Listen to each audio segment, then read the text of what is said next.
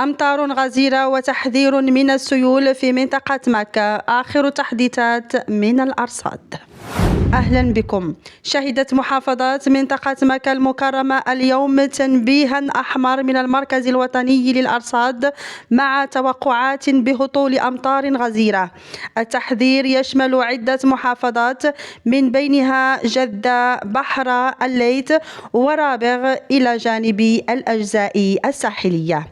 ووفقا للأرصاد ستصاحب الأمطار رياح قوية وتساقط للبرد وجريان للسيول، مما قد يؤثر بشكل كبير على مدى الرؤية الأفقية، وقد تمتد تأثيرات الطقس إلى ارتفاع في الأمواج وصواعق رعدية. المركز الوطني للأرصاد نصح الجميع باتخاذ الحيطة والحذر، خاصة مع بدء الحالة من الساعة 1 بعد ظهر يوم الجمعة، ومن المتوقع أن تستمر حتى الساعة 10 مساء. نرجو من سكان هذه المناطق الالتزام بتوجيهات السلامة، ونسأل الله أن يجعلها أمطار خير.